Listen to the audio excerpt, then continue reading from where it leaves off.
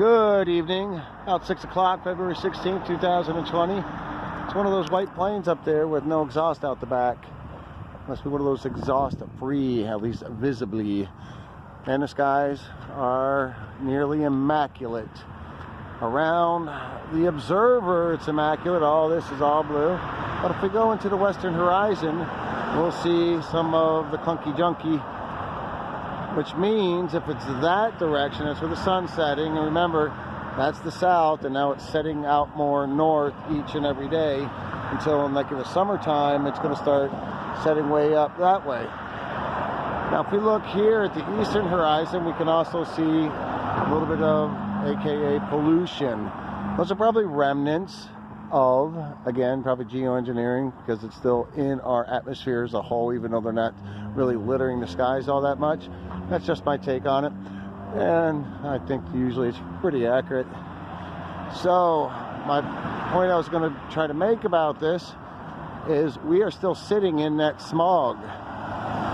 If we see it down here and we see it there, that means right here, even though when it's up close it's not very visible, but if it's surrounded like it is all the way around, you see it over there, that means we still have a little bit of the particulates in the air here. But fortunately, they're not really just pouring onto us like tiny, ever such just microscopic little pieces of metal. That's what's being put down here for the geoengineering that LBJ talked about at, I believe, a graduation ceremony. That was in 1962. Eisenhower talked about it in the 50s. Now, it's been around for a long time, and yeah, you know, a lot of people that are in the military, they probably held it down. They didn't come out that much. It's not too surprising, probably to that many people that are well versed in a little bit of history, that there was weather manipulation as a weapon for wars and whatnot. So the question, though, still is, I live in America. Are those China planes, North Korea planes pouring all over us? They use the same techniques. It's called cloud seeding. So are we in the middle of a war and somehow, you know, maybe some other country is littering our skies? I think not. I think they're coming from a base around here. It's too bad I didn't have a little bit of, you know, airplane, private jet money. I'd like to follow one of them one day and see where they go. Well, let's go back to just reiterating again. So the sun is setting over here. I don't know, maybe we can catch a glimpse of it. I know we were going over the perspective law earlier, that per the human vision, most of the things on a flat earth world are as they appear, but there are some slight differences with reasonable explanations. Like here again, the sun comes up in the east, it way down towards like my finger, you can barely see it, looks like it's cresting over the ground or the water. But in reality, if you follow these telephone poles, if I was right underneath it, it would look really tall. Each one of the telephone poles is the same height. These lamps, not telephone poles, they're the same height.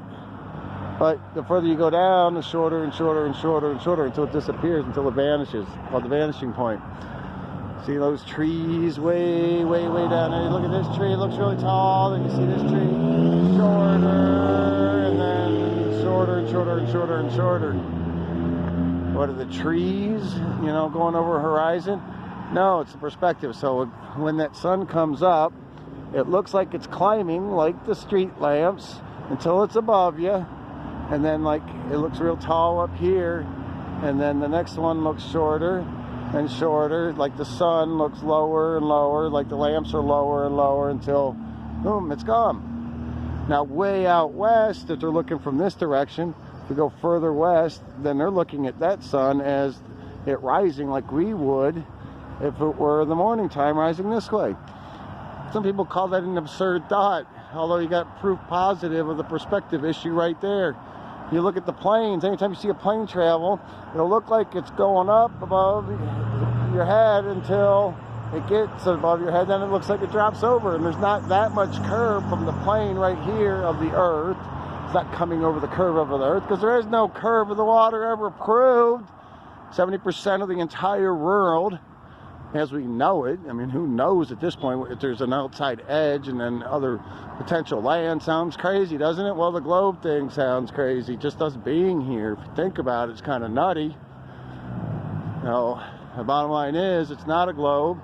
Never has been, never will be, no matter how many people want to still believe in it.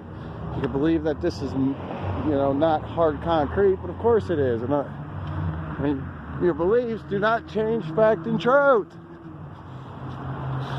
And that's why there's a little bit of division amongst people at times. Because if somebody believes in something completely off base, now people that believe in the globe believe that people that believe it's not a globe are off base. But then you ask, don't use any of the cheating that caused people to believe in a globe, because people would have never ever believed it as a big round ball flying through an endless universe that's spinning at 1,000 miles an hour. That's faster than bullets. That's 10 times faster than Pete Sampras serve. Or maybe 9.62, 9.25. Thereabouts. There's no way that if this earth was moving, then we wouldn't feel it. There's every one of those bogus explanations. Well, you don't know because we have nothing to compare it to. It's like, no, if it's moving, I'll be able to compare it. I've been on rides and escalators.